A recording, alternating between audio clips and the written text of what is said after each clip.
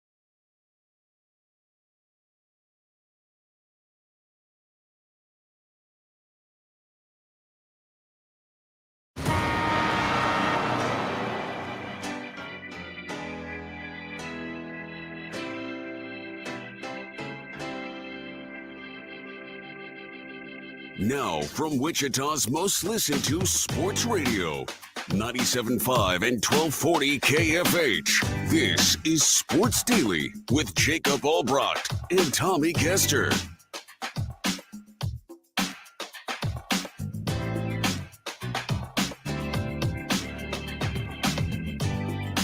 All right, welcome in, everybody. It is Sports Daily. It is a Wednesday. Glad to be back. We missed you on Tuesday as we were giving way to the Shockers advancing through the first round of the AAC baseball tournament. Congrats to them for a big win. They'll play again tomorrow. We'll have Kevin Saul in a little bit later to talk about that, and we are excited to do that as it's, we're making our way to the end of things, and it's at the off season, if you will. For Wichita State, for a lot of people. Of course, we've got all our state championships in high school sports to give out this week, including a big state track meet. We'll get Kevin's tips or takes on how that's going to play out now with the work being done at Cessna, so we'll let him explain that as well, coming up a little bit later in the show.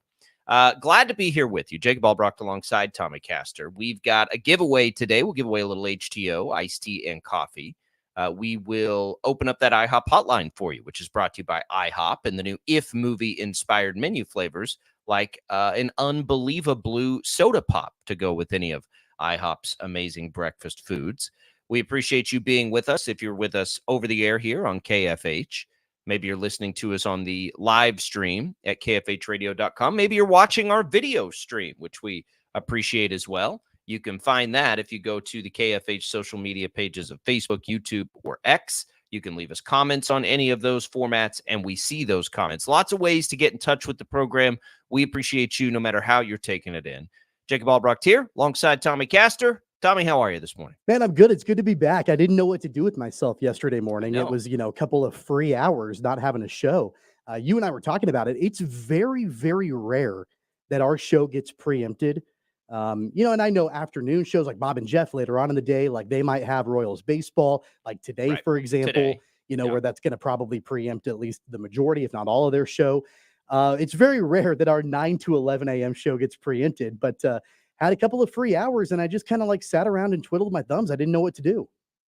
I don't believe that for 1 second. I think you, who has many coals in the fire, as I do, found plenty to do. It was almost like a catch up on other things. Of course, yesterday, the last day of school for a lot of people around the area, or today is. So we're all trying to juggle that around. Now, if you watch our video stream, sometimes you see my little son, during the school year, he didn't go to the second half of the day. So sometimes he'll scurry in and like try to communicate with me, non-verbally, because he knows if I'm talking, he's not allowed to say anything. Now I've got my other two kids here at the same time. So it could be mass chaos on the video stream. One little perk of tuning that. Do you remember when this whole phenomenon all started with the video streams? Like right at the beginning of COVID, I had in this room I'm sitting in now a different, it looked a little different. It was a little more formal. But I was doing TV down here for, I don't even remember how long it was, but it's a long time. Like we had built I can't even describe to you this contraption that we created to be a makeshift teleprompter. Because it wasn't like we were just, giving a report. I wouldn't need a teleprompter for that. We were doing the news, like reading the news. And so it was just like, I can't ad lib a 30-minute newscast with all. So we built this thing. It was wild to remember all of that. And now some of that is just a part of life now, like this video stream. Like a lot of this is, you try to think of any good things that came out of that. Well, we all now have all these different technologies to be able to do this stuff. So that's kind of cool to be able to do that. But man, what a time to be alive. I love that we have now a nice, pretty polished video capability for people, because I like that people can interact with us and take us in when they're, maybe at work or somewhere else, not just driving around. Well, and it's all recorded too, so you could always go back and you can watch it later on YouTube Hold if us you to want task. to. And yeah, I mean, not only podcasted on the Odyssey app, but you can watch the video later on YouTube. We're like posting out different short clips of the show every day, which is really cool. So yeah, that technology is great. And I know like you usually, I mean, like what, 99% of the time you're doing the show from home. Sometimes I do the show Correct. from home. Sometimes I'm in Yep. the studio with Jad. I can't do it from home right now. Our air conditioner is broken at our house. Ooh. And so we have an HVAC company, I think, coming out today. It Do you was have visitors in town? yeah. That's usually when things like that happen. You've got visitors Yep. in town, Yep. something. It was warm. I think it was 80 last night when we went to bed in our house. And I mean, it was cooler outside this morning than it was inside of our house. And so there's no way I could do that. What was the swamp butt factor? Without getting TMI, it was considerable. I mean, there was a good amount There's of no swamp such butt. thing as TMI. There's no such thing as TMI on that. So I'm not sure if I'm allowed to say the term that I normally would say, but we'll call it swamp butt. Yeah. I think everybody knows what I mean. I have been begging our meteorologists for years to create a graphic of like swamp butt factor, like come up with some rating system to let us know out the door whether we're going to be dealing with some of that today. But it has been, the swamp butt factor the last few days has been high. We pulled out every fan that we've got in storage and, closets, all of that. And of course, this source of selling our house, and our air conditioner went out on Sunday. Our home inspection was on Monday. And so, of course, like the day before the home inspection, the air conditioner goes out. So we had to we left a note for the home inspector because, you can't be there when the home inspection is going on. Left a note like, hey, Mr. Home Inspector, we know our air conditioner is not working. We have we have it scheduled to get serviced, but just so you know, so this is nothing we don't already know about. He's got to climb around in the attic for a while and then catch no relief when he gets out. We were told that swamp butt factor. We were told that the inspector, like typically it takes like 4.5, 5 hours to do a house like ours. And I think he was done in like 2. And I'm sure it's because he's like, I got to get out of here. So maybe that worked to our advantage. He wasn't maybe as thorough as he probably would have been had he been comfortable. A little trick of the trade there. Exactly. We are, as human beings, so spoiled. I cannot imagine going back in a time machine. Like, I don't know how far you'd have to go back, 150 years, let alone like 250 years. We'd all be dead. Yeah. Like we would all be dead of just inconvenience. Like, I think about that all the time. Like, man, when I wake up to something waking me up that I have plugged into the wall, I can have temperature control. I can turn a light switch on. Like all of these things. Yeah.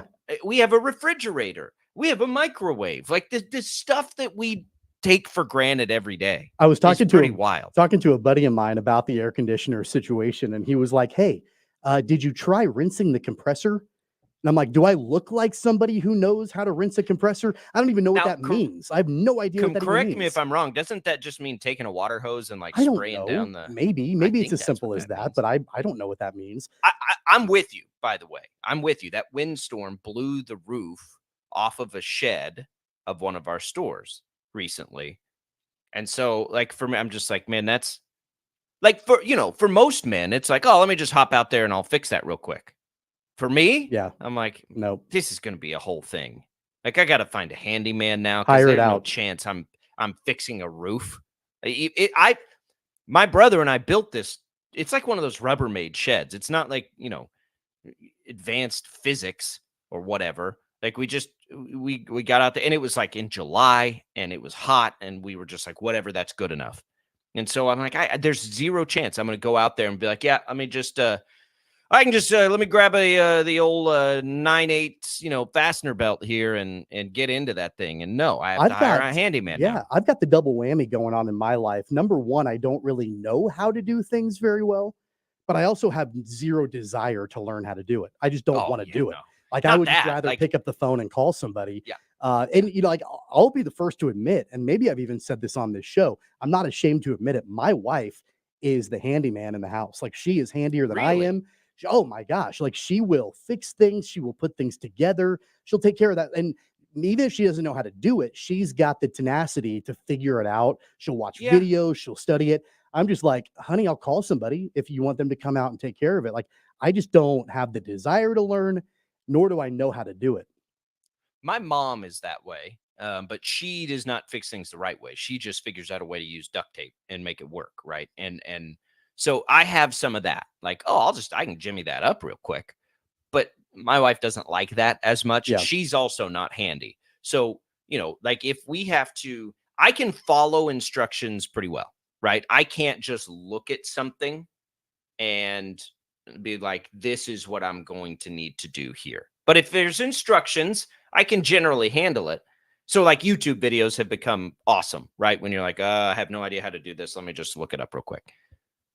But man, if we're building something, like if they're like a bookshelf, right? You buy a book, of course, everything comes in a damn box now. You can't just get something that's already made. You have to build it for some stupid reason. You didn't get a discount on that item if you have to build it. Whatever, that's an aside. When we get to those points, we now know we're far better off. And we learned this really with our first kid and all the things like a crib and all this stuff you have to build. Like, don't put us in the same room. Like, you go do something else and I'll be here. Because it's like it's like a moving fight. When you're moving, just Yeah. how on edge you are Yeah. and ready to like absolutely kill somebody. It's like that. So we know, just like get out of the way. Let's get out of here and we'll just attack it that way. You don't realize how tense a household gets until God. the air conditioner is broken. It's 80 degrees in your house. You have a wife, you have a 3-year-old, you have a 1-year-old, and everybody is sweaty. Like, everybody's just sweating. My toddler still wants to run around and play. He's dripping with sweat. And I'm like, man, thank God, like, we could get somebody in today. And you had to call around. I mean, with it getting warm over the last few days, the warmest it's been so far this season, a lot of the HVAC companies are booked out, pretty far in advance. Luckily, we got somebody to come in today because it would have been miserable. We the smart ass in me, we were running a story yesterday on HVAC and how people need to get somebody out there preemptively just to take a look at systems, regularly scheduled maintenance. Right. And as I'm reading that story, it's everything I could do not to find some way to capture that and send it to you. You should have like you should have called me. The knife. Like, you could have brought a crew out to interview. Oh, we could have interview. I will. I'm going to remember that if they need a source, if they need a man on the street for air conditioning repairs, like, I know a guy. You remember? I know a guy. This is really dating me, but there was a really famous TV commercial from back in the 90s for Sears where it's the married couple and they don't have air conditioning and it's the summertime and it's hot and they're like fanning themselves and they're drinking lemonade and the husband's like, I'll call Sears tomorrow, and the wife is like, no, you're going to call today. And he goes, I'll call today. And then they end up like getting the air conditioner and they feel great and they look all comfortable. It's kind of like that in my household, but not nearly as friendly and cheery as that commercial was. Like, that married couple, they're very much like, yeah, we should call Sears. We should have them come out and fix it. My wife is like, you're calling an HVAC company today or I'm going to go stay in a hotel for a few days. Like, it's not nearly as friendly as that commercial was. Not. I got a guy, by the way, usually, but because of when I was a news reporter here, like if there's just about any situation between that and building a couple of, stores, like, generally I've got a guy. So if you need something, like, hey, I'll have one. Just hit me up on that. I've got the live update from my wife. She just texted me saying that the HVAC company is on their way as we speak. So I know everybody's on the edge of their seat. I will keep you updated Marriage and posted is safe as the show goes on about whether or not we get our air conditioner fixed. As you sit in a nice, cool studio. Exactly. She's got the kids at home yourself. in the heat, and it's beautiful. And very climate controlled here in the studio. So I appreciate that. So coming up on the show today, we will talk Royals, of course, who are historically good right now when you look at their own history. As good, essentially, a start as they've ever had. One game shy now of a couple of franchise records, but they are out to as good a start as they have been in the history of the organization, if you need a reason to get excited. We'll dig into that. We mentioned you can go back and look at shows, listen to shows, by the way. We'll have to go back and do that at some point because Tommy, I think, has created some beef that I don't recall between myself and Michael Massey. I don't remember ever dogging him, but we'll get to that in his role on this team and others. The pitching's good. I watched a little NBA playoffs last night. I was in on Celtics Pacers. So I can talk about that ending as a really interesting ending. I don't know if it was a good ending. It was an interesting ending. Chiefs OTAs begin, including Rashee Rice, who got some good news. We'll get into the latest with he and Kansas City. A lot of high-profile NFL receivers not showing up to these voluntary workouts, which is, I think, interesting industry-wide. Lots of good stuff coming for you today. You can get in touch with us lots of different ways. Call us on the IHOP hotline, 869-1240. Leave us your comments on the video stream, Facebook, YouTube, or X. It's Jacob Albracht and Tommy Castor. Sports Daily rolls forward right after this.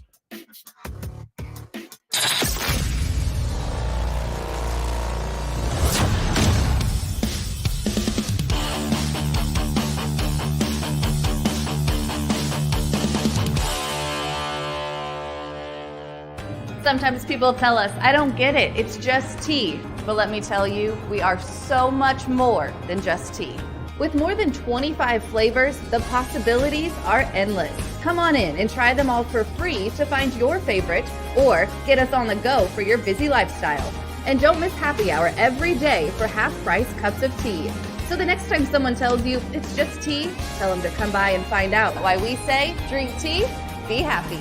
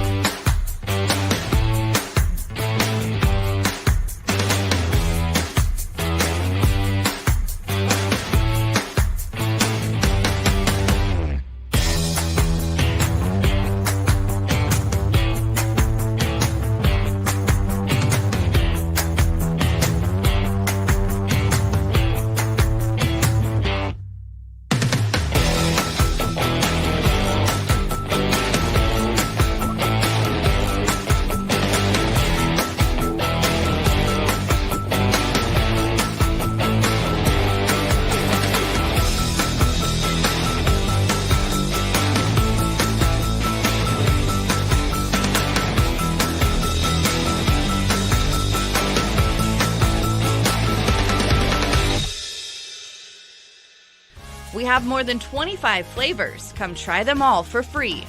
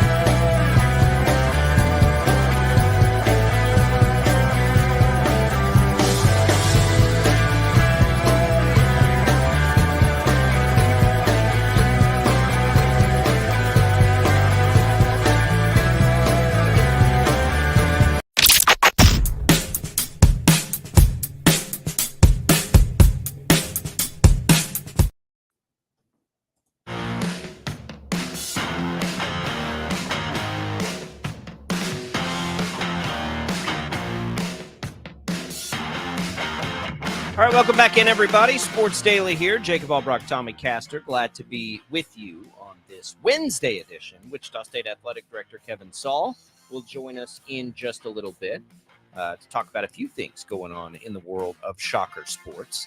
Tommy, the Royals get another win last night. They are on fire.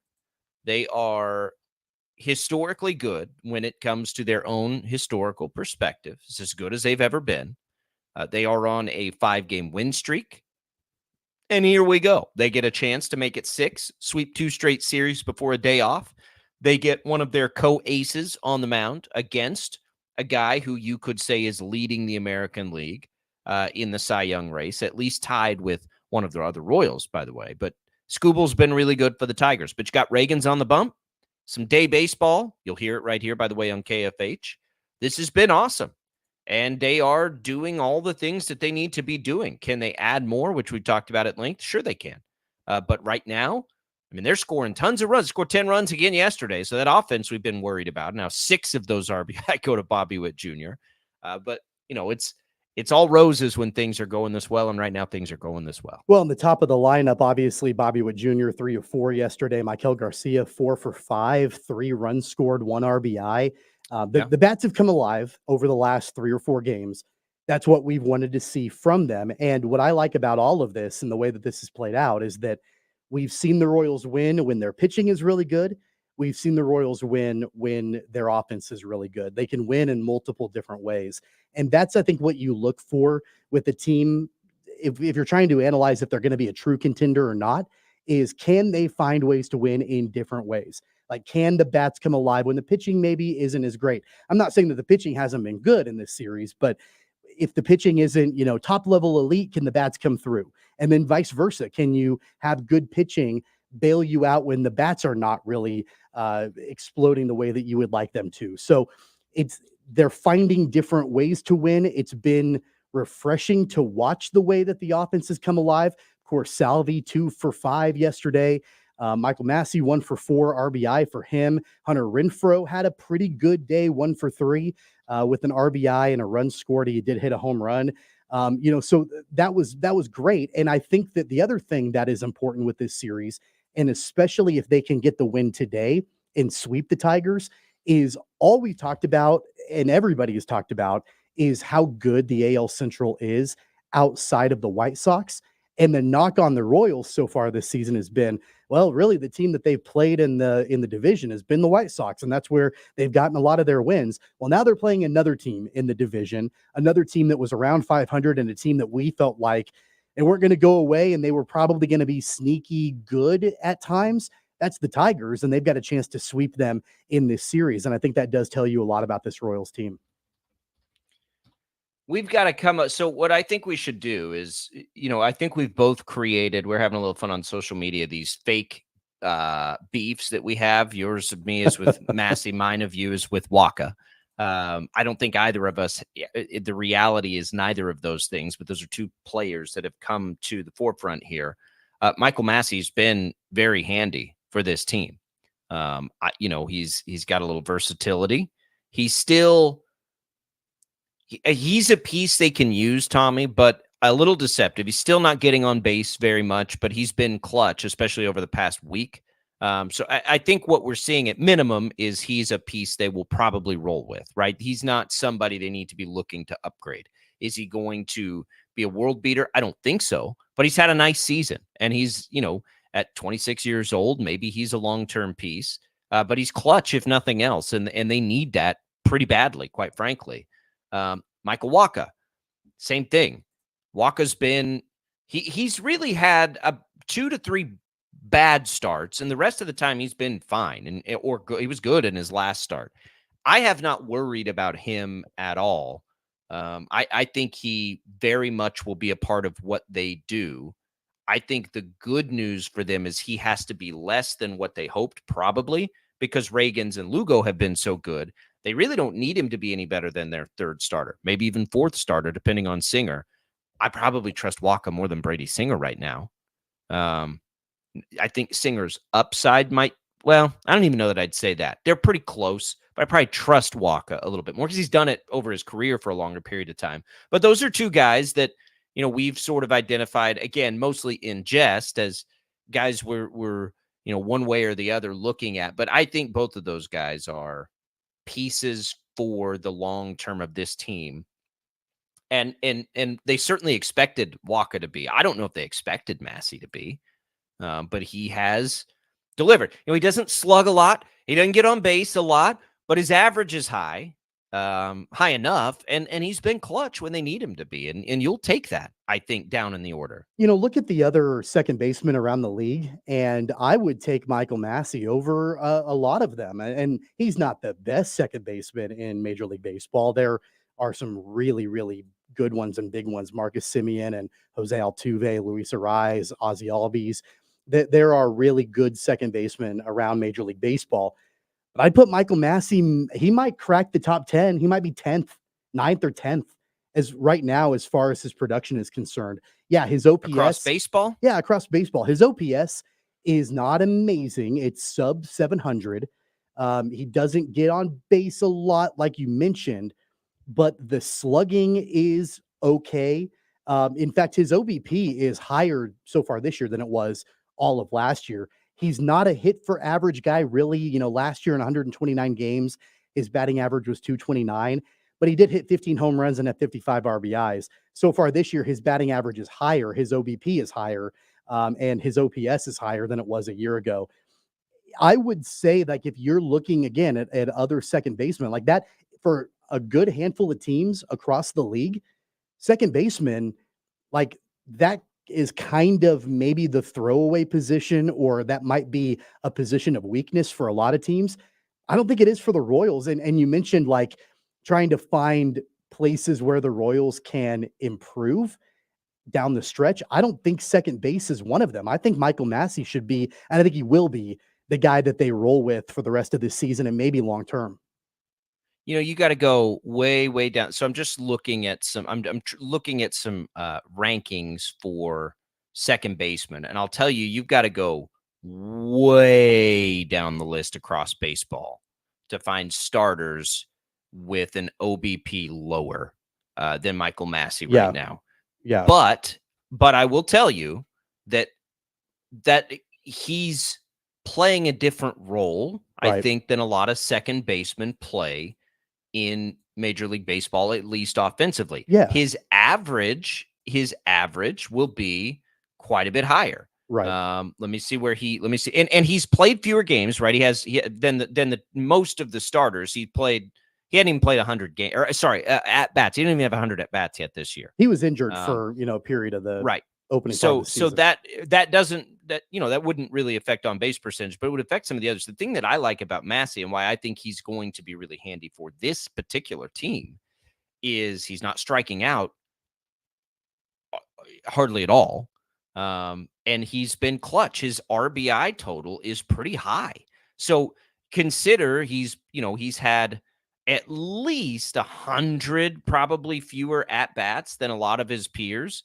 Yet he's got 20 RBI. There are only, I think about 15, 16 other guys with more RBI, but they all at minimum have 50 more at bats than he does, essentially. So what he's doing is when when they need him, he's been clutch, right? He is getting the hits when the opportunity strikes to make them meaningful.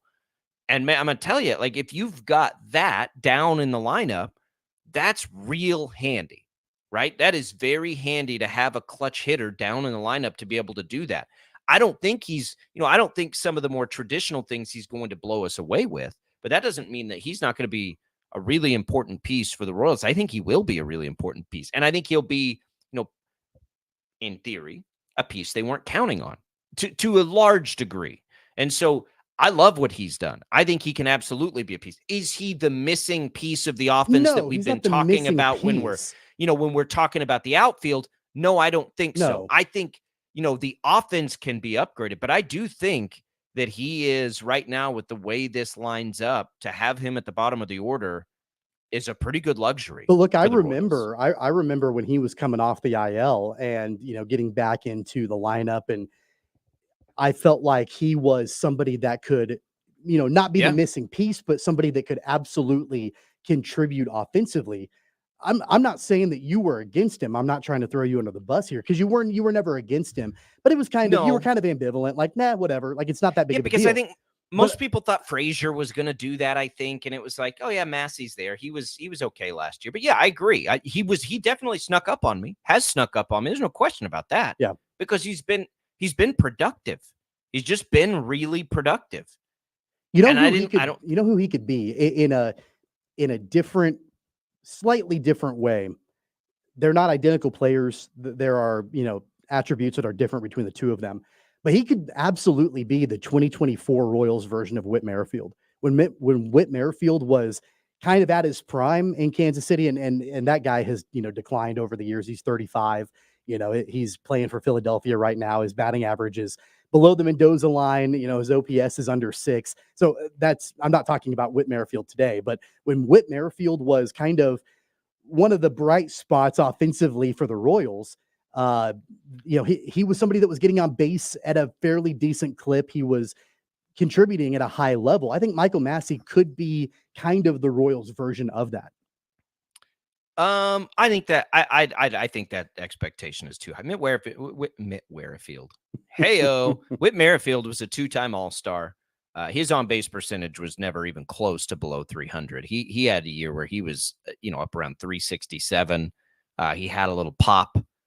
He stole 45 bases. I mean, Whit Merrifield was really good in Kansas City. He was really good. I think that may be unfair to Massey because you had one of the best table setters in Merrifield in Major League Baseball in those years. Like he was the only bright spot in those years. I think Massey can be. I mean, he's going to be you'd hope he's more offensively than Omar Infante. Omar Infante's value is in his defense. Like, let's be real. He was a throwaway offensively. I don't know what his value would be. They had so many guys on those teams of 14 and 15 that just did what they needed to do in the situation they were in. He reminds me of a player on those teams, like one of those guys, right? That was always when Ned Yost needed something done, he gets in there and does it. I think that this lineup will be greatly benefited by his presence there, and I hope it continues. When we talk about adding to the offense, though, it's not Massey that jumps to mind, never has been, right? It's the outfield. It's MJ Melendez with another 0 for yesterday, 0 for 4, now batting $179. Throwing Adam Frazier out there at DH, batting $189. Like they do need a more polished. Probably, I mean, I guess we could go as simple as a power bat. I don't know that they need some pop. They need somebody that they can plug in at, let's say, the 5 hole. Massey's been really good. They're not batting Massey in the 5 hole, right? They need him. They need guys like him down at the bottom of the lineup. They've got to find something. I think long term, again, they're scoring tons of runs right now. This is an odd time to talk about the offense needing an addition, but we're trying to when you're historically good, like they are, based on your own franchise records, you're trying to project out to the postseason, right? And I think that's where we're like, yeah, they've scored a ton of runs over the last 4 games. I get it. You really feel good about it? I don't think you do. And they're in a position now, and this is good, Tommy. The more they win right now, the more aggressive they can be quickly. They don't have to wait, because if they keep this up for another week, do we keep calling for June 1st to be this moment of you better push your chips in? Push your chips in, right? What are we waiting for here? You've got Waka and Lugo on 2-year deals. They're the key to everything right now as far as the way you've based your offseason. It worked, right? It worked. So go finish the job now, front office. Such an epic offseason for this front office. After a year where we were ready to run them all out of town because it was so bad, this was an epic offseason for them. Don't waste it. Go get aggressive. Massey's a piece that's going to stick. I don't have any doubt about that. He's got nothing to worry about. He is going to be a useful member of this team. I think he's shown us that. I hope. They need at least 1 outfielder. They might need 2 outfielders. They need somebody they can run out there to rotate through to help out at DH. Like, they have clear needs to me in this offense that are so attainable. They don't need a superstar. They have two of those already there. You don't have, that's not what they need. They just need upgrades over some of the worst everyday players in baseball, and they'll be good. On the flip side, Tommy, the rotation. Waka had a little rough patch there, but are you ready to like back off, the edge with him to some degree? Like, are you good with him now moving forward? I am. And I wasn't ready to panic yet. I was getting a little closer, but I wasn't quite ready to panic yet after the rough start, because we've seen it with these veteran guys. Like, we've seen it with him for so long. Like Michael Waka, it feels like he's been around now for 20 years, but he's had 3 really nice starts in a row. And it was 2 really bad starts before that had everybody concerned. He's most of the time he goes out there, he's giving them a quality start. It's just that those 2 were so bad that it inflated all these numbers. Where like, God, he's been terrible this year, but he really hasn't on a game-by-game basis. His ERA is still higher than what his average ERA has been throughout his career. Because of those 2 I get starts, though. I get it. And the more you pitch and the more starts you have, the more innings you're going to throw, and that ERA can kind of balance out a little bit. It's a smaller sample size early in the season through 10 starts when the guy is, typically averaging somewhere around 25 starts a season. So it's less than half of the sample size. He's got plenty of time to continue to work that, ERA down. I want to see, he had a stretch a couple of years ago, kind of before that resurgence, when he pitched the 1 year in Boston and then went to San Diego last year. Before that stretch, his ERA was pretty high. He was, throwing in the, the 5s or the 6s with an ERA. It's now 4.45, and so it's better than what it was then. It's not coming close to matching what he did the last 2 years, but there still is time. I'm okay. Like, you asked me if I'm kind of backing off, my criticism of Waka. Yeah. I think that the last couple starts have shown that. Want to continue to see that happen, obviously, and for him to be more consistent. I will say the only thing that I want to see improved from him, I want to see that whip drop a little bit. It's 1.32 is his whip. It's too high. It's too high. He's allowing too much traffic. And when he was at his best last season and the year before, his whip was, quite a bit lower. It was approaching 1. It was 1.12 in Boston. It was 1.16 in San Diego. Is it a fine expectation to expect him to be a sub 1 whip? No. Seth Lugo is doing that right now, but I don't think that's fair for Michael Waka right this second. But I do want to see it lower than 1.32. Too much traffic on the bases. And so if he can do that and that can, continue as time moves on, then yeah, I'm going to feel good about where he's at. So he's had 10 starts.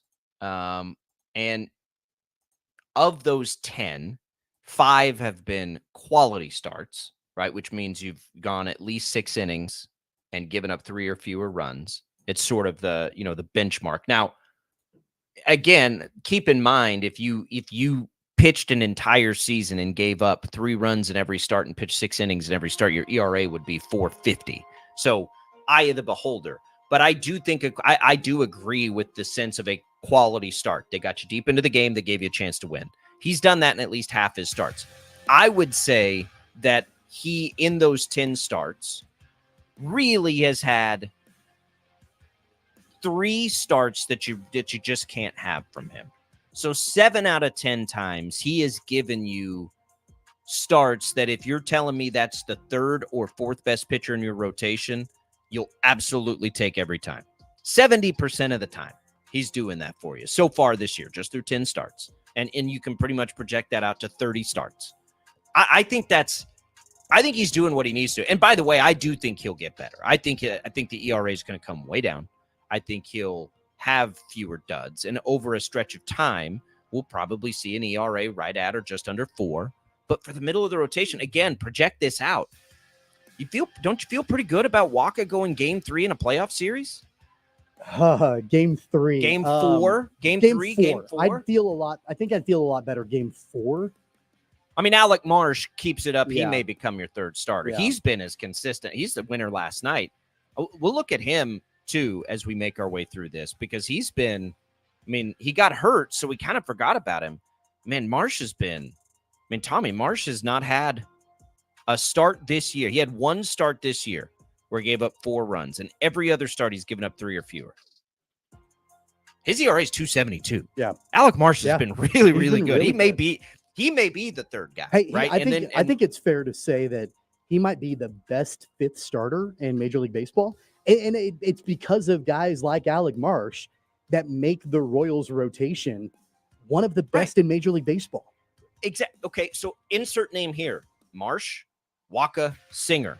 All 3 of them would be considered the best 5th starter in Major League Baseball right now. Yeah. The strength of the Royals is this depth at starting pitching, which, if you remember back to the last few years, seems like you would lock us up in it. Well, I mean, doesn't it seem like doesn't it seem like a decade ago that a guy by the name of Jordan Lyles was 0-11 to start the season for the Royals? That was last year. That was last season for Kansas City. How far? It was the only guy running out there that you were like, okay, maybe he'll give him a chance to win. The turnaround is just incredible. 869-1240. What do you think, Royals fans? Let us know. Let's give away some tea on the way out. Jad will get us taken care of here. HTO, you'll get a free iced tea at any of the Wichita area locations, either East and West Wichita or in Derby. Also get a free Rain coffee. Iced, hot, fancy, black, however you like your coffee. We got you covered there as well. Jad will get us a winner. First caller right now to that IHOP hotline. We'll come right back. More Sports Daily right after this.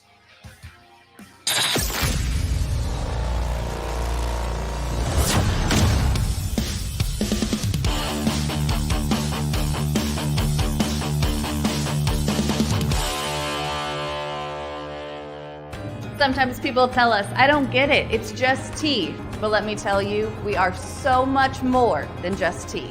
With more than 25 flavors, the possibilities are endless. Come on in and try them all for free to find your favorite or get us on the go for your busy lifestyle. And don't miss happy hour every day for half-price cups of tea.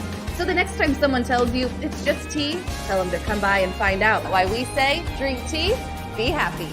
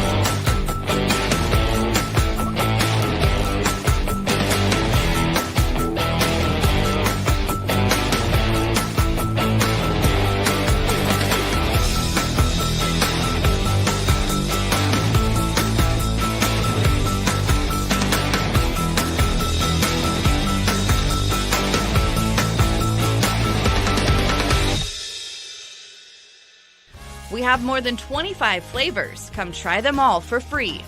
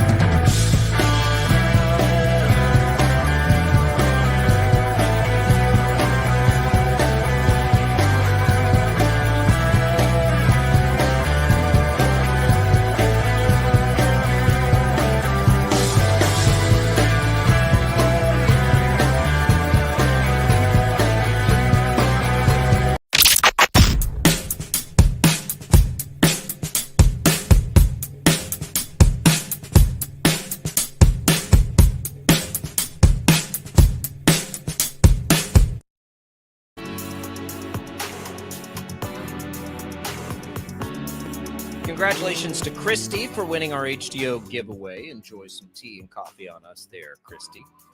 This portion of the program is brought to you by Crestview Country Club. Tommy, it is a big pool weekend there at Crestview. Now, we are locked in and ready. They have big holiday, the pool holiday parties. We'll be there. I'm getting ready for it. I think you've got a little golf on the radar. I got some pool on the radar. Don't think I'm going to have time to get golf on the radar again yet. Still trying to figure all that out. And I still do owe you golf beers from our Rangers Braves series earlier in the season.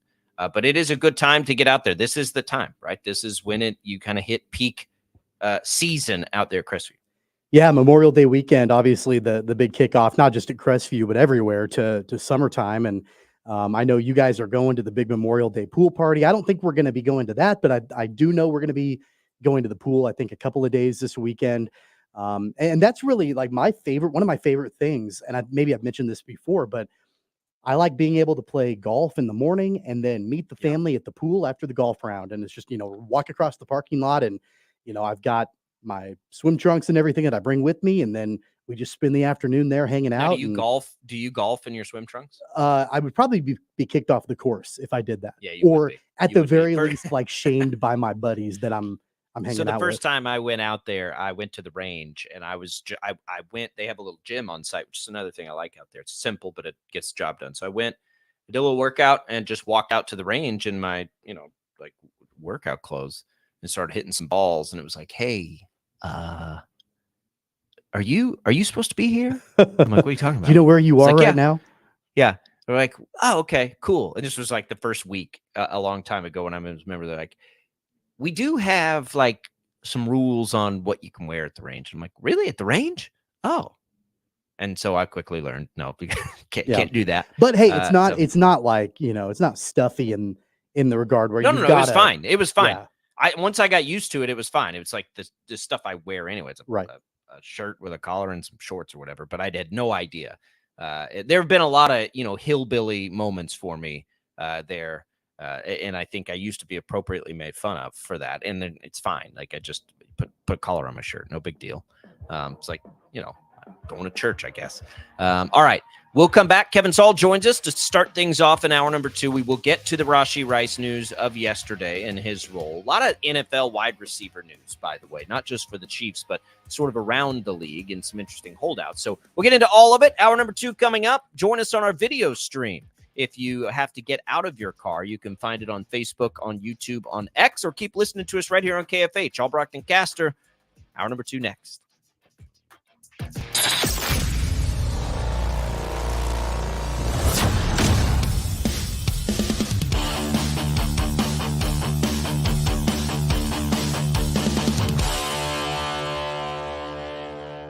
Sometimes people tell us, I don't get it, it's just tea. But let me tell you, we are so much more than just tea. With more than 25 flavors, the possibilities are endless. Come on in and try them all for free to find your favorite or get us on the go for your busy lifestyle. And don't miss happy hour every day for half-price cups of tea. So the next time someone tells you it's just tea, tell them to come by and find out why we say, drink tea, be happy.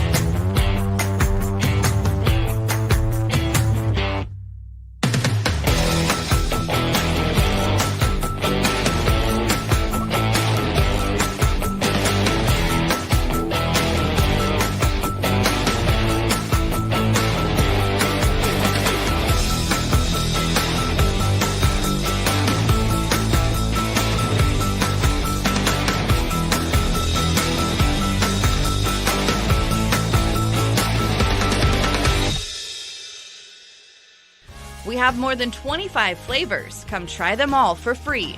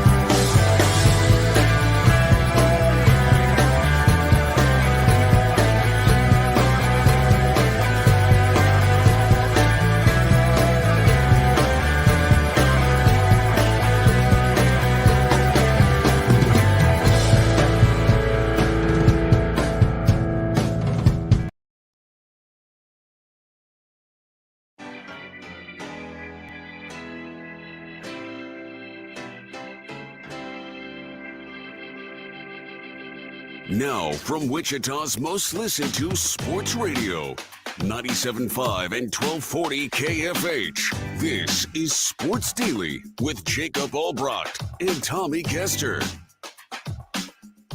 All right, welcome back in, everybody. Hour number 2. We were just talking about the pitching. So Jake Eisenberg, one of the play-by-play guys you hear, and you will hear here shortly on the Royals, points out that Alec Marsh last night now gave the Royals 25 quality starts in 50 games. So 25 and 50. And then Royals Review points out they had 31, Tommy, all of last season. Holy cow. They have 25 already through 50 games, not even a third of the way through the year. They had 31 all of last season. That's how good and how much of an unbelievable turnaround that has been with that rotation. And yes, the continued development of Bobby Witt Jr. is important. And yes, Salvador Perez's, MVP type year contributing is important. But you do not have to look farther than that starting pitching to understand why the Royals are out to as good a start as they've ever had in any year in their history, basically. In their history. It's wild stuff. Yeah, it's incredible to think that, the number of wins that they have right now, they didn't even reach that until, after the All-Star break last year.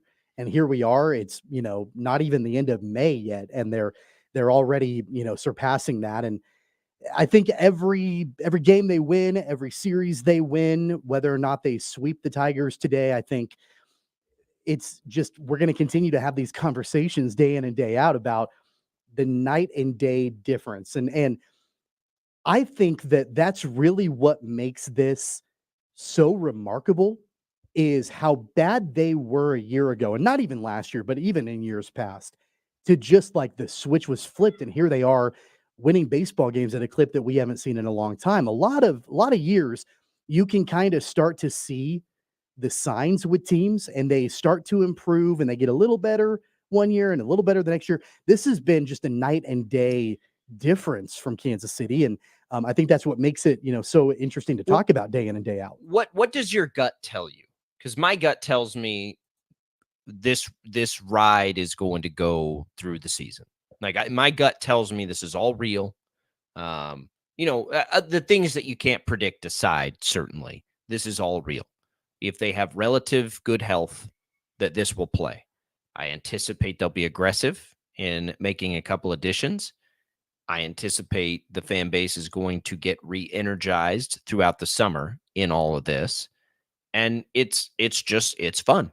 And it is deserved after the last 6 years of what this organization has put out there. Yeah, I mean, it goes back to what I mentioned in the last hour about how the reason why I don't think this is a fluke and why health permitting this will probably continue is because they're finding different ways to win. They're not leaning just on one way to win baseball games.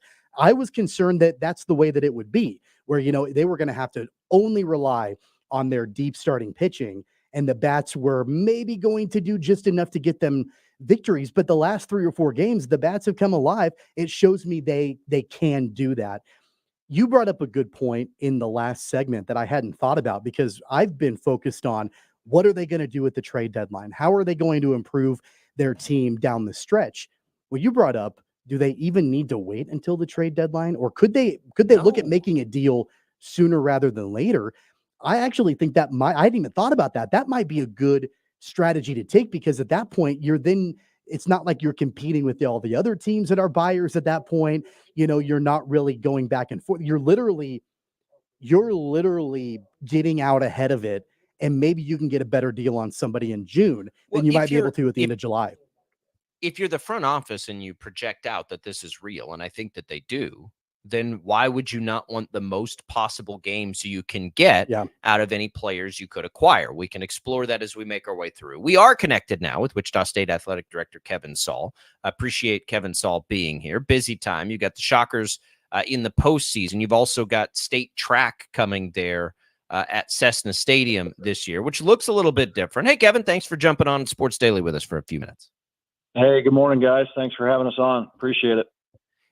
So how are things looking for state track right now that we're in the heat of the moment? Anything, I know you talked to the media yesterday. What do fans need to know? Anything going to look or be different? Any tips on how to approach this, or is it just business as usual Oh for yeah. folks that generally go out to state No, track? it's we got a lot of things going. We're making efforts to keep it as consistent as possible for coaches and participants and families. And the one thing that if people drew one thing from our conversation, I would say we've done a nice job of compiling all of the information into a website, wichita.edu/state. You will see parking diagrams, you'll see seating diagrams, you will see restaurant accommodations all across campus that are designed to accommodate state high school track. Keep in mind, guys, we also have state baseball and softball on campus this weekend as well. Right. So it's really good what the university's done. Brayburn Square is going to be open regularly during state track. New addition, we're opening up Shocker Hall and the dining facility at the bottom of Shocker Hall. So literally 100 yards from University Stadium. They'll have menu service there. There's some delivery options. Radigan Student Center will be open with all those restaurants as well. So that website does a really nice job. We did the media presentation yesterday where we talked about kind of how we got here with the facility, and we've covered that on your show as well. What lies ahead for us. We covered high-level operations. So we did that with the media yesterday. The night before, we did it with 175 state high school track coaches from all across the state and ADs. And it was a really, really good session. We had Commissioner Faflick, Associate Commissioner Doporalski with Keisha. We had Brad Pittman and myself with athletics. And we walked through a really detailed summary with folks. We shared the screen and walked through the operations plan on the website and all those things as well. And then we had a Q&A session where we knocked out about 80 questions in that Zoom with those 175 folks. So I feel like we're trying to do our best to get in front of it so that we're mitigating any surprises at all. But we look forward to it. And as long as the weather cooperates, we should have a great time. Kevin, whether we're talking about state track and field or state baseball or softball or even the American Conference softball tournament, Wichita State has multiple opportunities to attract people onto the campus that maybe otherwise wouldn't be on campus. From an athletics point of view, showcasing the facilities and all of that. What's the importance from your position as far as having all of these people on campus, using the facilities and experiencing what the campus has to offer? I think it's a great question. I would actually go broader than athletics because I truly believe, keep in mind my background, I was the son of a psychology professor and a department head and a dean of arts and sciences and eventually a provost.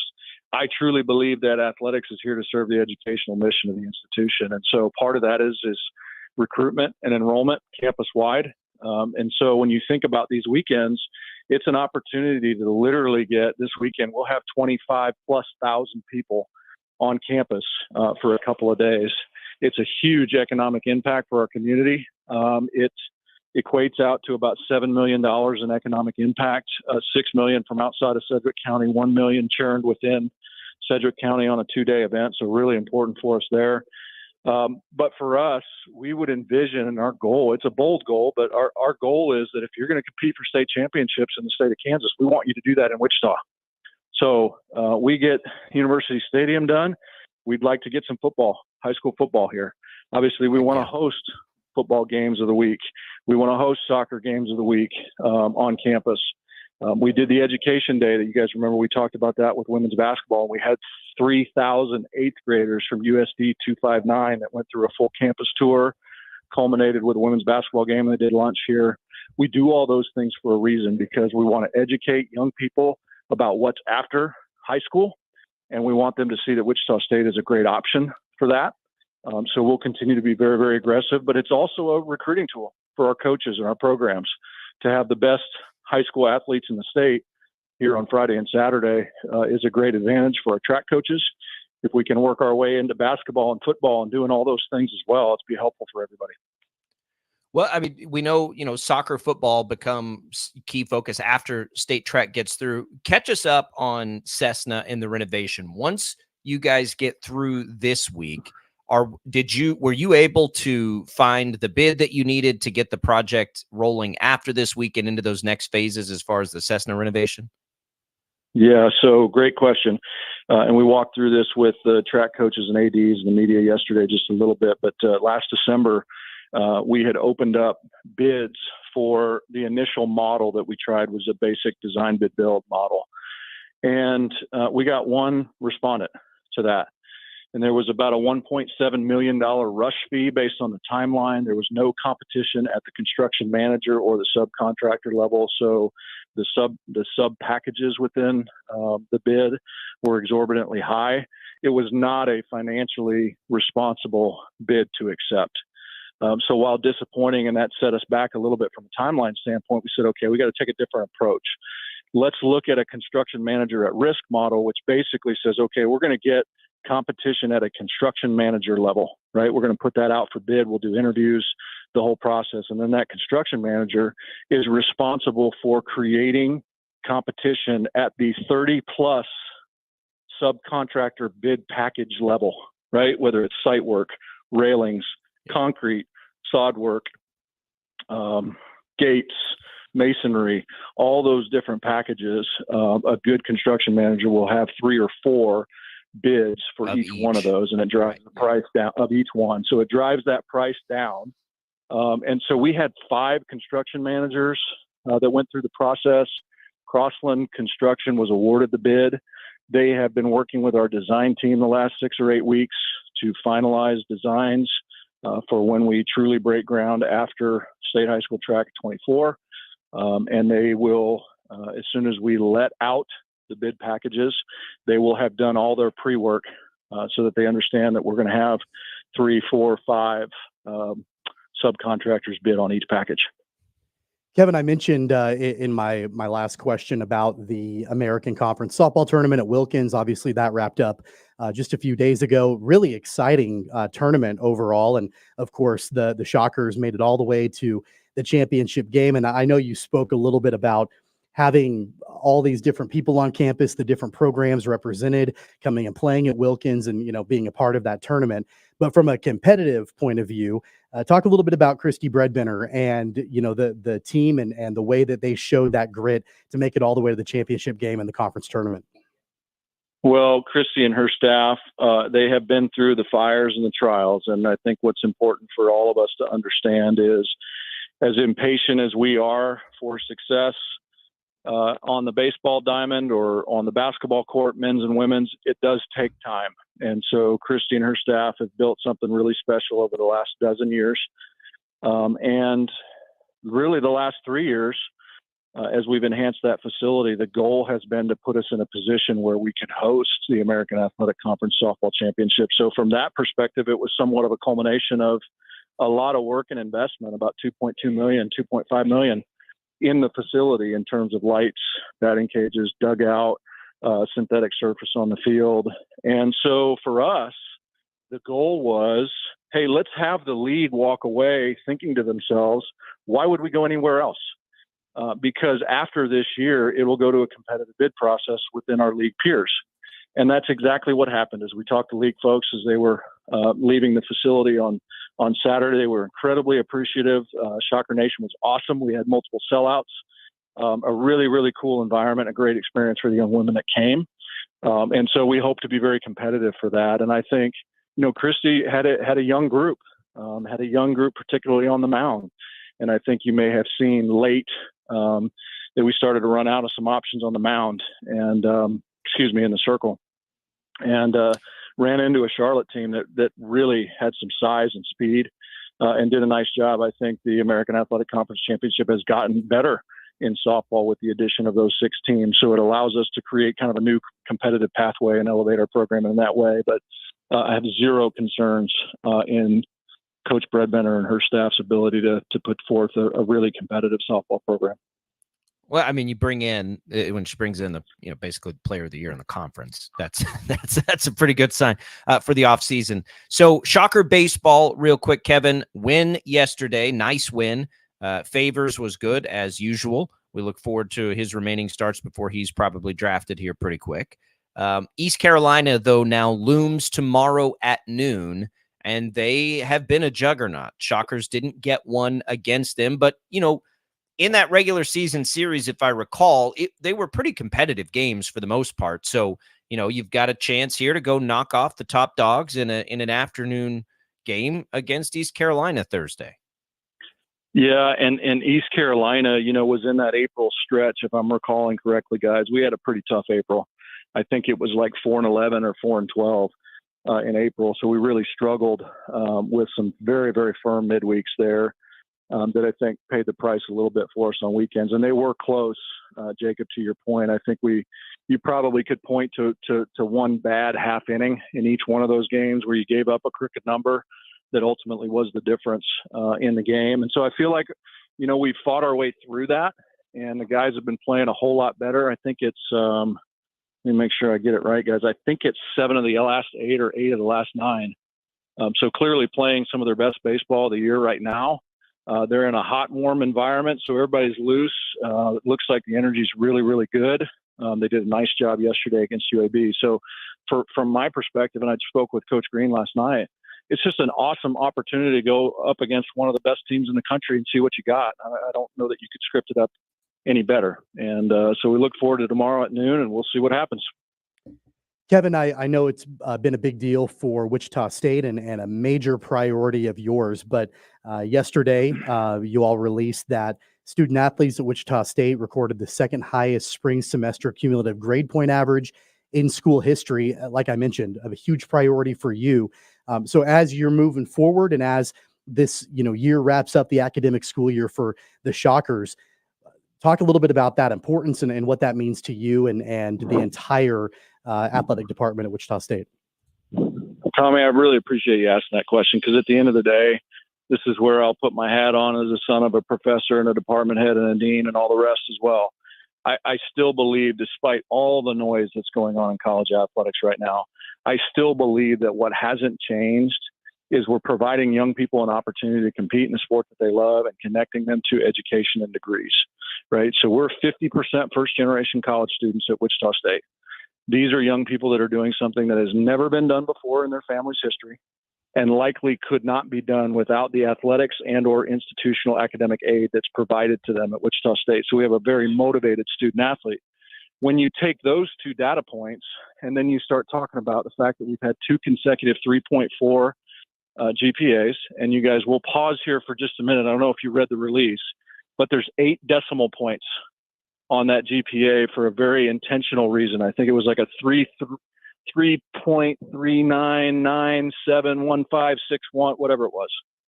Well, as we were doing the math, our academic staff, it's literally 5 letter grades away from being another 3.4. So keep in mind, we had never done that before, and we were 5 letter grades away out of 1,000 courses that our student athletes take from obtaining our 3rd consecutive 3.4. And so the lesson to be learned in that is every class matters, every test matters, every presentation matters, every paper matters, every final matters, just like every pitch, shot, serve, they all matter. And at the end of the day, our ability as an organization to grasp that the details matter will allow us to continually achieve a 3.4, and it will allow us to win the 13 American Athletic Conference championships that we aspire to earn in the next 3 years. It's a very bold and aggressive goal, but we got to take care of the details to be able to do that. As somebody who doesn't remember their GPA, but I don't think it was that high, I'm pretty certain of that. I can appreciate how much work that takes, and to go in with the responsibility that these athletes have otherwise. Yeah, and they got so many other things too. That's what makes it hard, right? Like their responsibilities are a little lengthier than most of us in college, where it's like, am I going to wake up and get to that class today? These guys and gals have so much going on. It's pretty remarkable that they're able to do that in the classroom. One more quick thing, Kevin, just sort of housekeeping on my part. So of the baseball tournament, The next game against ECU is not yet the portion of the tournament that goes to single elimination, right? So it's not do or die Thursday, but then after that, no matter what they do, it is. Is that right? I believe that's correct. Yes, we're still in the double tomorrow. Yeah, they switch it in think baseball, remember, for everybody out there. Yeah. Softball, it's that way. Yeah, It's single the whole way. In baseball, you get it, and then it switches. Okay. Yeah, that's right. And there's kind of, you're threading the needle there, right? Softball likes to invite all the teams, so it's a single because you've got more teams going.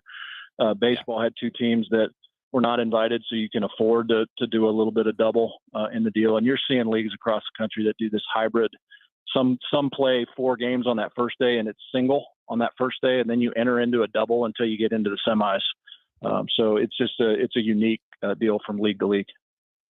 Yeah, the Big 12, I think, does it the same way. K-State lost to KU yesterday, but still is alive, and then I think it shrinks down. Kevin, we appreciate it. We know it's a busy time. Good luck with state track and all the state championships there on campus this week. That website, I checked it out. It is good. So if you're headed out there and you're not familiar with things, it's wichita.edu/state. There are a lot of good listings of what's there on campus for you. For big day, big weekend coming up. Good luck with all of it. Sounds great. Thanks, guys, so much for having us on the show. Appreciate your willingness to spread the story, and go Shockers. There goes Kevin Saul, Wichita State Athletic Director. I've been the same, like, go get 'em attitude for our crew there at K-Wich. This week is absolutely insane. It is crazy, crazy, crazy. We've got our Catch It crew, TJ, Brandon, and Rachel, and all the other people that work on trying to get this week covered. They're going to do like live digital updates on state track several times throughout the day, which is going to be really cool, but it's very labor intensive. So go to catchitkansas.com, check out some of that stuff that they're doing, because it takes a lot to get this accomplished. And, the more people need it, the more likely it is that it continues. So go check that out at catchitkansas.com as well. All right, we're going to come back. We're going to get into the NFL a little bit here. Rashee Rice gets good news for the offseason. I think it's good news. It's news that's significant. We'll do that. We'll look at some of these other big-name wide receivers who may be getting paid and may be holding out until they do it. High-profile guys. We'll do it all as we return. Sports Daily, coming right back.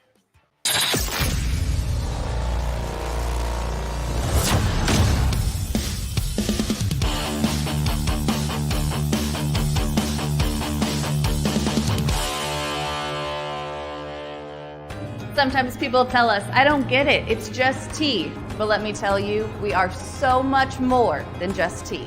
With more than 25 flavors, the possibilities are endless. Come on in and try them all for free to find your favorite, or get us on the go for your busy lifestyle. And don't miss happy hour every day for half-price cups of tea. So the next time someone tells you it's just tea, tell them to come by and find out why we say, drink tea, be happy.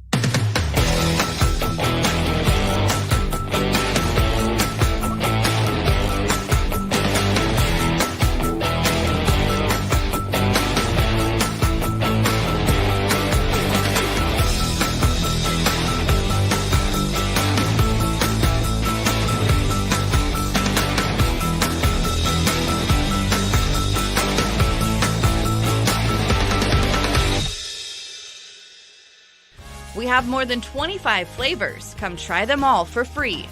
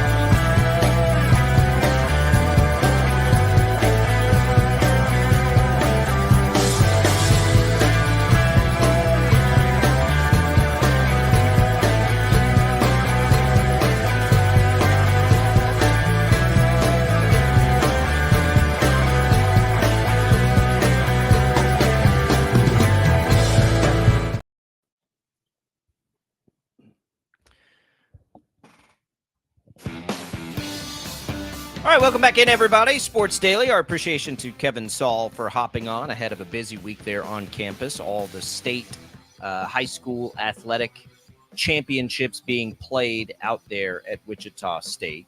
It's a fun week, but man, it's a lot. State track is such a cool event, something I never anticipated when I moved here being as big on the calendar as it was.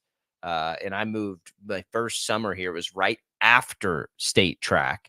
And they were all like, oh, man, it's such a big deal. I'm like, okay. And then the next year I got to be a part of it. I was like, oh, my God, like that's incredible. I love it. It is such a cool event. So support those kids. You can go back and listen to a lot of the updates we had on the Cessna renovations and everything else. KFHradio.com. Jad will podcast that out. You can go back and watch these video streams as well. You can find them on the KFH Facebook, YouTube, or Twitter page, X page. The IHOP hotline is open for you, 869-1240. It's brought to you by IHOP. And you can try right now the new If movie-inspired menu items like the Unbelievable Blue Soda Pop. We appreciate IHOP support. Bringing you the IHOP hotline. Jacob Albracht, Tommy Castor here. So, Tommy, the NFL, we have not touched on this today, and we'll do it now. Rashee Rice, we'll attack this a couple ways. First, Rashee Rice yesterday, NFL media reporting that the person that Rice allegedly punched is dropping all charges, saying it was a misunderstanding now. I think you can read between the lines on how those things come together. But I don't know. I don't know if that means he's totally clear of that as far as the league is concerned. He's clear. It'll mean he's clear of it as far as, the court system is concerned. But as far as the league, I believe they can still consider these things when it's conduct detrimental. And when you consider the other things of the offseason, I'm not sure that they will. I'm telling you that I don't know the answer to that. But it's not bad news for Rice, certainly in his, quest to play as many games as he can this year. He's still going to get suspended for the other stuff with the car wreck and all of that. But so, maybe it's now not a season-long suspension, but, something still significant. I don't know what to make of it. And I don't know how the league will approach it. But if nothing else, maybe it expedites the decision that they'll ultimately make, and they can make it a little quicker now. That whole thing with the photographer was really stupid. And, did something happen? Probably. I mean, I'm sure something happened. There was some kind of altercation. I don't think we exactly know. It's kind of a he said kind of situation. And I think there sometimes might these have things been, have a way of taking care of themselves. sometimes there might be how do I want to put this? Maybe some kind of monetary incentive to go away, maybe And other potentially. situations that has been known to happen. Yeah. So we'll never exactly know. That's all right. It never seemed like it was a super major situation, but regardless, the good thing about it for Rashee Rice, for the Chiefs, is that they can now then just focus right on the main event. They can focus on the main course, the big issue that is in front of him right now, and not have to worry about, this side distracting situation that popped up. That being said, there had better be nothing else that happens with Rashee Rice for the remainder of this offseason. And I would imagine that has been communicated to him very clearly, very concisely, very firmly. I would imagine from his representation, from Brett Veach, from Andy Reid, maybe from his teammates, because you've got this, this one situation with the photographer out of the way. You still have to deal with the ramifications of the car accident and all of that. You can't afford to have anything else happen as we move forward this offseason. I would love to be a fly on the wall of conversations with the Chiefs happening. Rashee Rice is there. He's participating in OTAs. This week started sort of the first on-field for veterans portion. It is voluntary. Rice is there. I'm sure they can clearly communicate these things. We'll see. A couple of wide receivers that are not there as of yet. Two very high-profile receivers that are going to create interesting decisions and situations for their teams, Justin Jefferson and CeeDee Lamb. Both of these guys, you would assume, are going to get paid by their respective teams.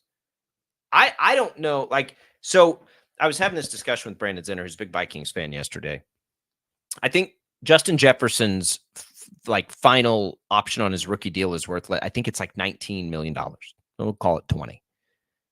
I feel like he has absolutely no leverage because it's not like the poor underpaid running back situation. Like, there's a big offer for you here. Now, I don't think that the Vikings have any interest in letting this get messy. They'll probably take care of him. They drafted their quarterback. If you're investing in your quarterback, you can't then let Justin Jefferson walk out the door if you've drafted a rookie, right? If you were going to do that, it would have been a part of a rebuild, and then you would let Jefferson go. They're not going to do that. They took McCarthy. I feel like they probably think they can win right away, and they want Jefferson to be a part of that. So I don't anticipate many long-term issues here. CeeDee Lamb is a little bit different because I don't think the Cowboys know what they want to do. I think they're kind of stuck in this purgatory now for the last 2 decades, and they're sitting here with Dak, and CeeDee's great. Are you ever going to blow it up, or are you just going to keep trying to limp along? I'm not sure. I would anticipate both of these guys get paid. It's the age-old question, Tommy. Is it worth it to have a $30 million wide receiver on the roster? I think as much as I love Justin Jefferson, as much as I love these top-tier elite receivers, until you can 100% trace a championship win back to that wide receiver, it's hard to justify that kind of money being spent on a wide receiver, and that's not to take anything away from the kind of player that somebody like Justin Jefferson is. Or even like if you wanted to talk not only about the amount of money in a contract, you can also talk about drafting a wide receiver with one of the very, very early picks in the first round. It makes it hard to actually be able to justify all of that until you can say it's because we won a Super Bowl, because of this guy. That's why we made it all the way to the top of the mountain. Until that happens, I know you got to pay him, but it makes it really hard to want to give a wide receiver that kind of money. Cooper Kupp maybe had that effect on the Rams, and in that year, you could have said Cooper Kupp and Jamar Chase had that effect on their respective teams. I don't think that. I think the Bengals fair. didn't win a championship, so it kind of stops there. I'm saying in that particular Super Bowl, though, you had Kupp, Chase, Sure. You had that dynamic existing. it's hard because with the Chiefs, they have shown that they haven't needed it. Historically, over time, it hasn't needed it, but we do have an evolution happening right now at that position that is, propping up the value of that position. San Francisco, who made the Super Bowl last year, certainly has high profile, high paid receivers. Philadelphia the year before with A.J. Brown and Devontae Smith certainly have high profile, highly drafted, high priced in some. So I do think the narrative is changing a little bit. I think the Chiefs are probably, Tommy, now more of an outlier. Like, when was the last time outside of the Chiefs, we had a team in that did not have a high profile? And I'm asking, I'm not like asking that as a hypothetical question. I'm going to look this up because I'm curious. The Chiefs are this outlier, right? That's the team that has not needed it. And they had one with Tyreek Hill. But San Francisco was there, big-time receivers. Philadelphia was there, big-time receivers. The Rams in Cincinnati the year before, big-time receivers. Tampa the year before, big-time receivers. San Francisco the year before that, big-time receivers.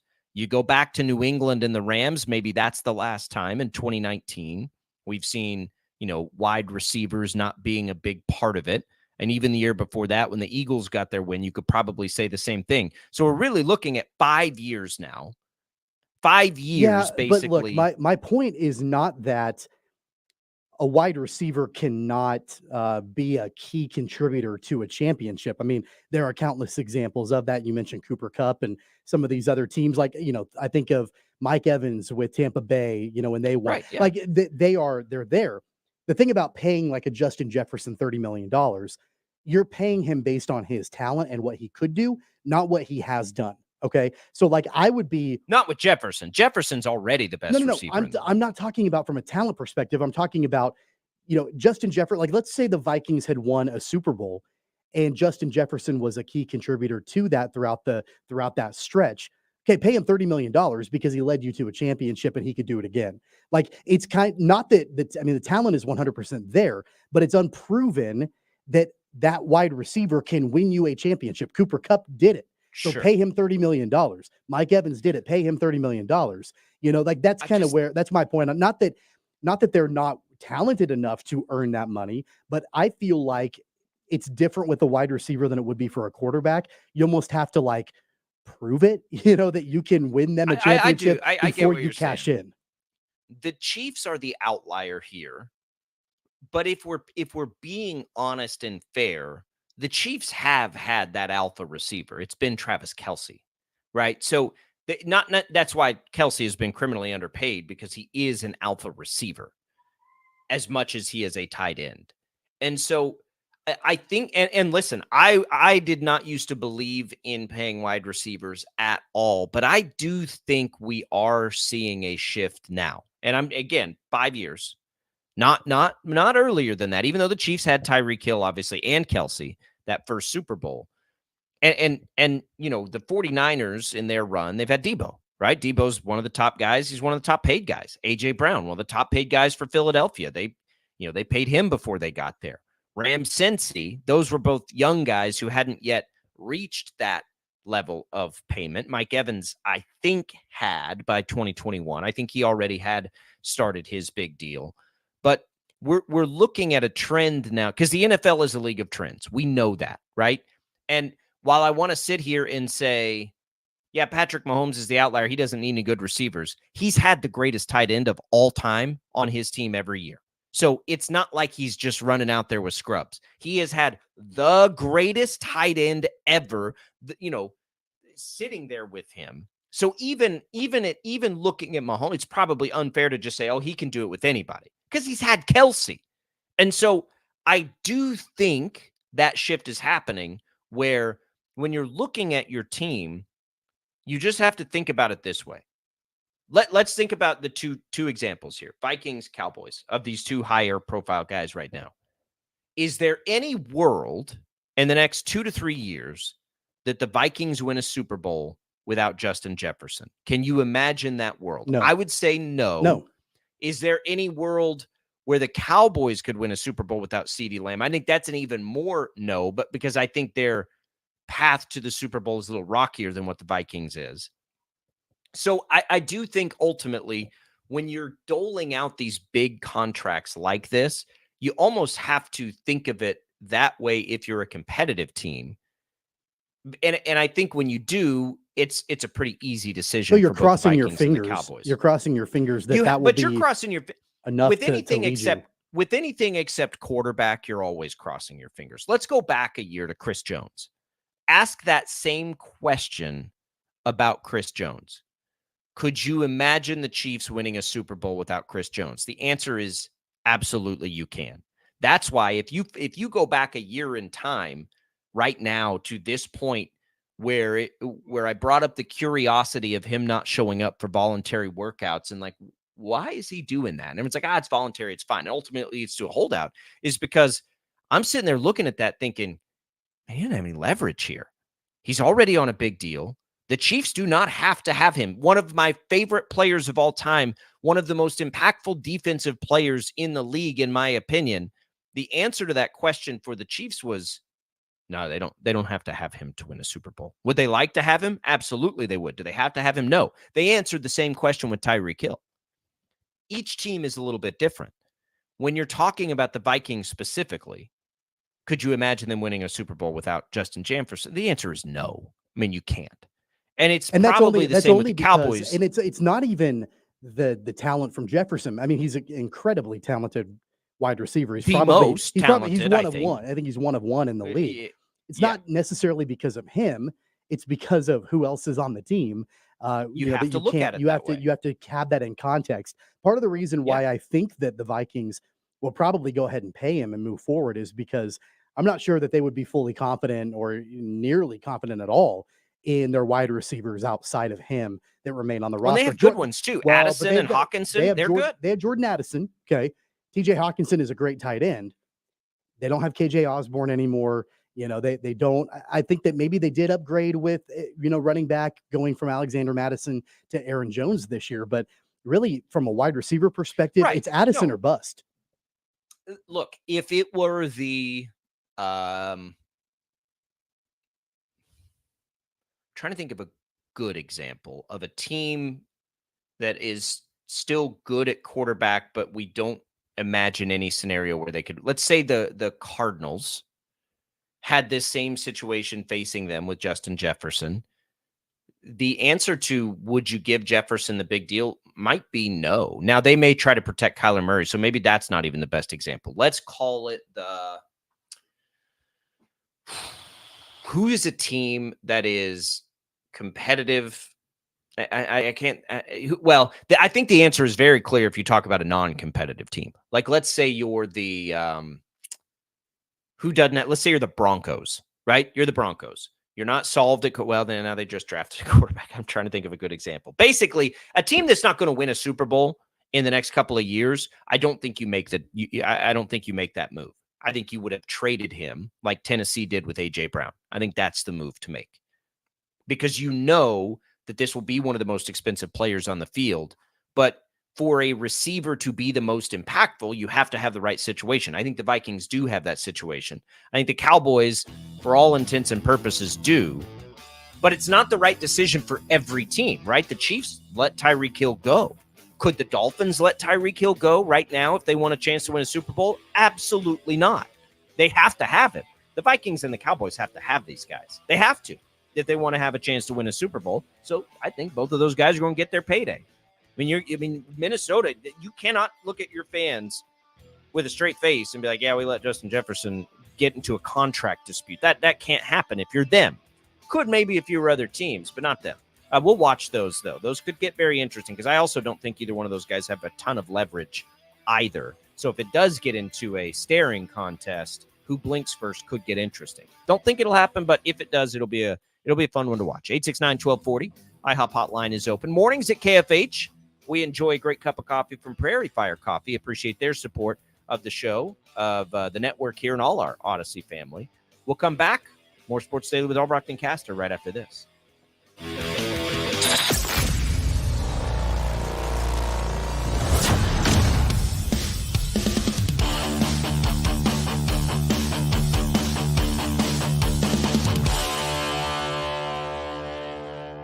Sometimes people tell us, I don't get it, it's just tea. But let me tell you, we are so much more than just tea. With more than 25 flavors, the possibilities are endless. Come on in and try them all for free to find your favorite or get us on the go for your busy lifestyle. And don't miss happy hour every day for half-price cups of tea. So the next time someone tells you it's just tea, tell them to come by and find out why we say drink tea, be happy.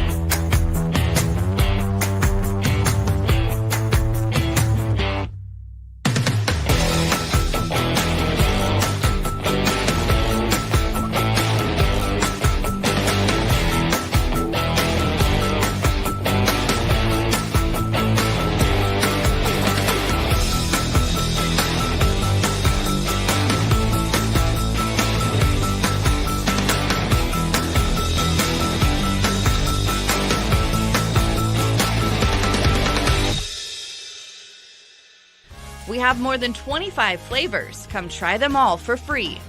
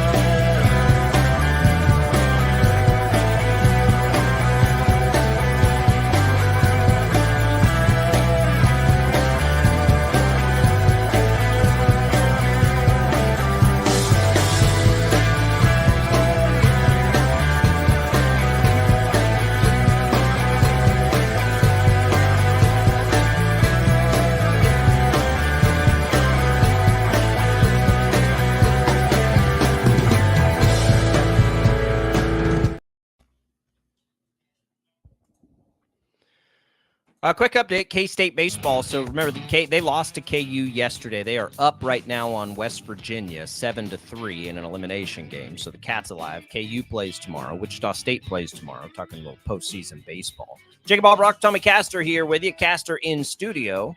I know that he is loving that because his AC's been out. You got an AC update for us? I do. Tom. Yeah, my wife has been texting me. I guess the HVAC guy came and went and is done and everything. And I think everything is fixed. This is where I'm kind of worthless. So I mentioned at the top of the show that a friend of mine had told me, "Hey, did you try to rinse the compressor?" And I'm like, I don't even know what that means. That was the problem. Come out they just came out. They just ran a water hose over the compressor. I didn't know what that meant though. Like literally, that was the problem. I will say it's fixed. It's a little strange, and these are the two of the least handy people on the planet. Yeah. Wouldn't that big rainstorm have done a little rinsing? I know you have to take the thing off. I don't know. I know you have to take the thing off and rinse it because I know we've had that issue too. This is a reason, Tommy and everybody else, just get a guy. I got a guy. Get a guy that will come check your AC before the summer and your heating before the winter. It costs you like $100 twice a year to have that done. And they will come make sure everything is in working order for you. They will rinse your compressor for you. Yeah. I mean, and I didn't know like rinse the compressor. I thought that meant like you have to run something through the pipes or fluids. Well, yeah, but like literally rinsing off like with the water. Like I could have done that. I just didn't know what that meant. I think I could. I don't know if I could have done that or not. I don't really want to. In my skill set, which I assume is similar to yours, there is no world where I have enough of a comfort level to take the case off of a piece of machinery like that and spray it with a water hose. That's true. Because I'm afraid I will break something and then cause a much greater problem. So I get where you're coming from. Sometimes you just got to have a guy. So get you a guy. I got a guy. I know I'm very, very comfortable and secure in who I am as a person to know that I'm completely worthless with this sort of thing. And I know that like my wife, I mean, she clearly married me for my good looks. That's really the reason why we're like, if you're watching the video stream, I mean, this is the whole package, right? Like the total package right here outside of like the handy stuff that I just can't handle. So I'm glad it got taken care of at least. And, we're not sleeping in a hot house. I know where you're coming from on that. Two lucky women sitting at home right now. Very true. Just count their blessings that they found two dynamos like us. All right. So you've got Shocker baseball tomorrow. You've got Royals baseball later today. You'll hear it on KFH right here, 1:00. It preempts the rest of the afternoon's programming, going for a 6-game win streak. You've got Cole Reagans on the mound trying to get that 6-game win streak for the Royals having this historic start. I'm loving it, man. I can't tell you how much I have enjoyed this. It has been the most fun, the most grueling at the same time, but the most fun I've ever had professionally is covering a couple of World Series, a couple of playoff baseball runs. More so than the Super Bowl that I've covered, all of it. There was nothing more fun than that. I love good baseball. I love relevant baseball because you can hit it every day, because it feeds your sports needs every day. And I'm glad for Royals fans that they have it. 1:00 first pitch. We'll come back. We'll wrap things up here on Sports Daily. Don't go away.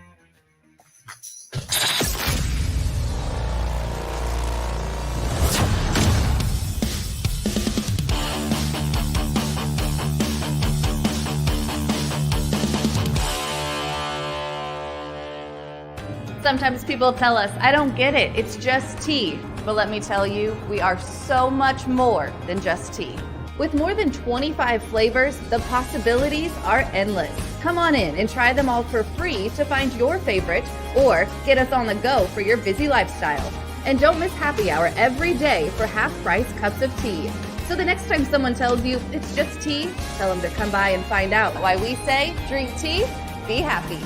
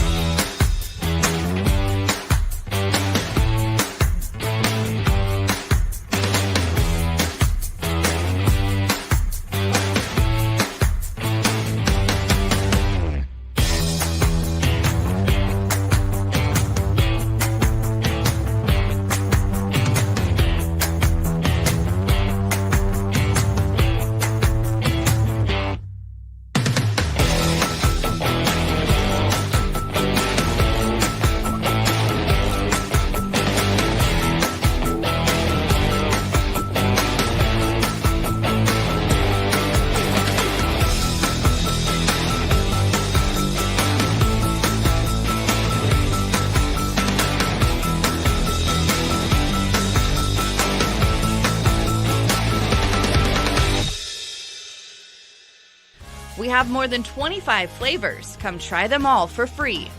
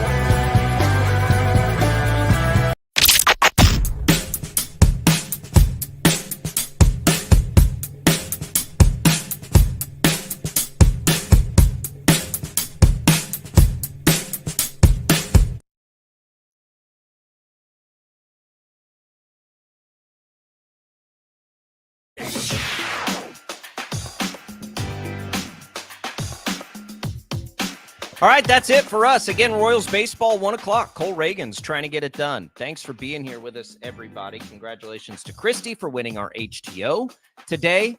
We'll give away some more of that tomorrow. Thanks for watching on our video streams. Thanks for listening on KFH. You'll have podcast out at kfhradio.com soon. For Tommy Castor and Jad Chambers, I'm Jacob Albracht. We'll see you tomorrow.